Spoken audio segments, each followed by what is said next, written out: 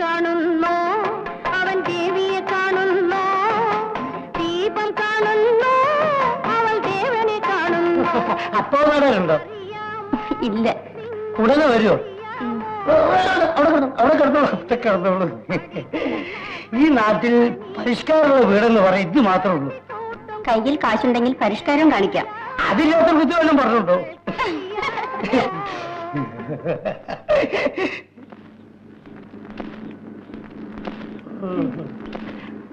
ആ മുത്തം കാരണം നമ്മുടെ ആൾക്കാർക്ക് ഈ നാട്ടിൽ ജീവിക്കാൻ വയ്യാണ്ടായി. നിന്റെ അപ്പൻ ഒരാൾ വിചാരിച്ച അവൻ തോൽപ്പിച്ച് നാണം കിടത്താം. അപ്പം പറഞ്ഞ ഈ നാട്ടിലൊരു വിലയുണ്ട്. ആ വിലയുണ്ട്. ആ വില ഉപയോഗിക്കണമെന്ന് പറയാനാണ് ഞാനിങ്ങോട്ട് വന്നത്.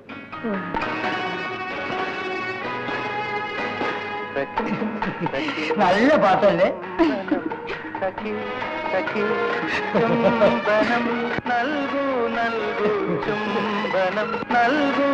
ചിലപ്പോ ഇങ്ങനൊരു കുഴപ്പമുണ്ട്. വേണ്ട വേണ്ട, ആ കുഴപ്പം എനിക്ക് ഇഷ്ടമാണ്. അങ്ങനെ തന്നെ ഇരിക്കട്ടെ.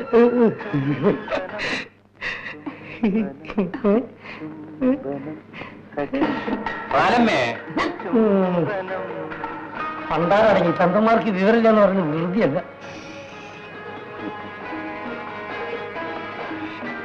എന്താ പാലയ്യ വിശേഷം? ആ മുത്തിനെ നമുക്കൊന്ന് ശരിപ്പെടുത്തണം. അതിനെപ്പറ്റി ആലോചിക്കാനാണ് ഞാൻ വന്നത്. ശരിയാണ്, അവനെ ഇങ്ങനെ വിട്ടാ പറ്റില്ല.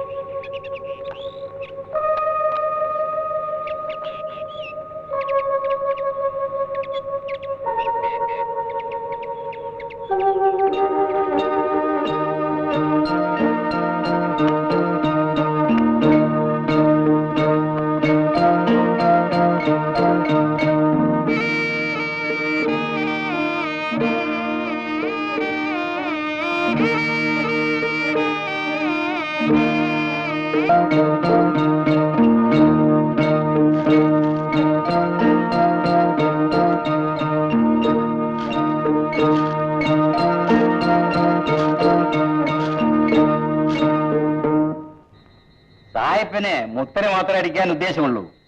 നമ്മളെ ആരെയും അയാളുടെ ആൾക്കാർ തൊടൂല്ല. പിന്നെ ചേരൊക്കെ അടിച്ചതോ? അത് നമ്മളെ പേടിപ്പെടുത്താൻ.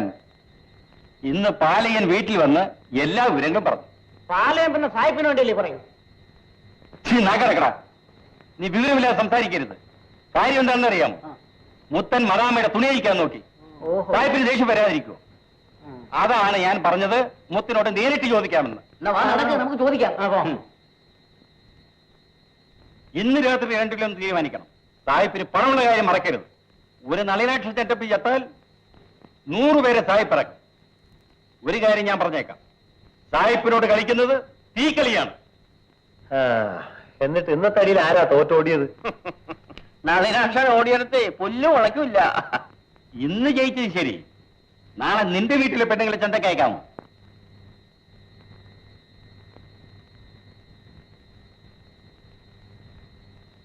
എന്താ ഒന്നും മിണ്ടാത്തത്?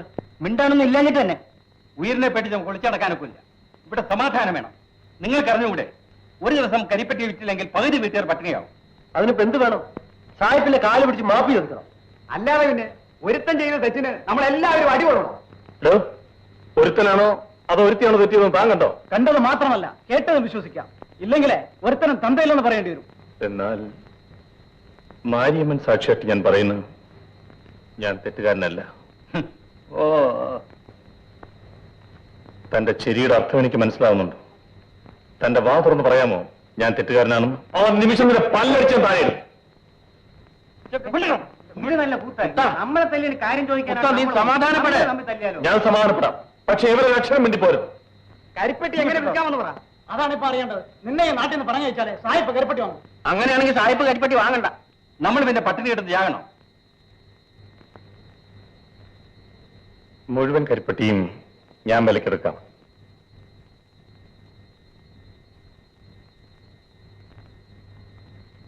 സായിപ്പ് തരുന്നതിനേക്കാൾ കൂടുതൽ വിലയും തരാം.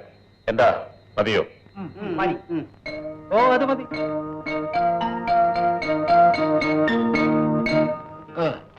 ഇനി നിന്റെ പ്രമാണം തരൂ.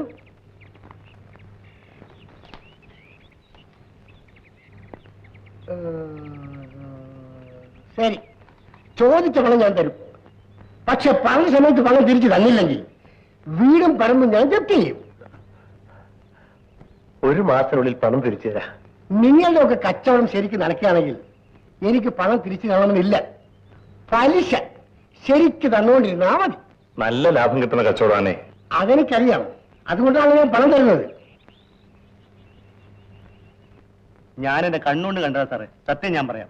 എന്താണ്? മദാമയാണ് മുത്തനെ കയറി പിടിച്ചത്. ഓ, അങ്ങനെയായിരുന്നു. ആ മദാമക്ക് ഭയങ്കര കാമമല്ല സാറേ. ആ തവള പോലത്തെ സാഹിബിനെ കൊണ്ട് എന്തിനു കൊള്ളാം?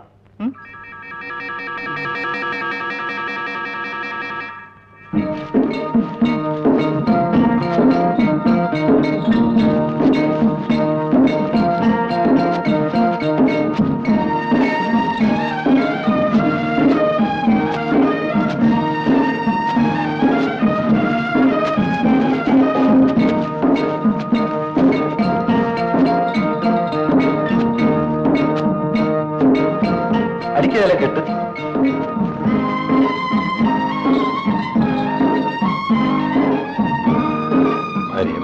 രക്ഷിക്കണേ.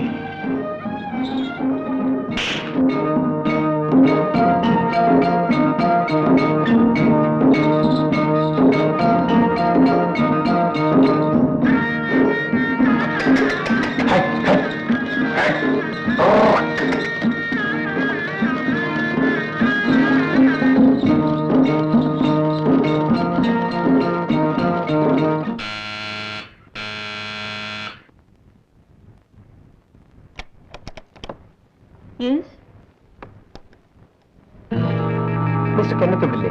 ഇല്ല, ടൗണിൽ പോയിരിക്കാണ്. നാളെ ഉച്ചയ്ക്ക് വരൂ. എന്റെ ഭാഗ്യം. എന്താ? മിസ്സിസ് സിന്ധ്യയെ അല്ല മിസ്സിസ് കെന്നത്തിനെ ഈ വേഷത്തിൽ എനിക്ക് കാണാൻ കഴിഞ്ഞല്ലോ.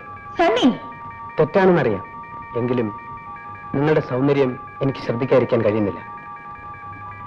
വാതിലടച്ചേക്കാം, ആരെങ്കിലും കാണും.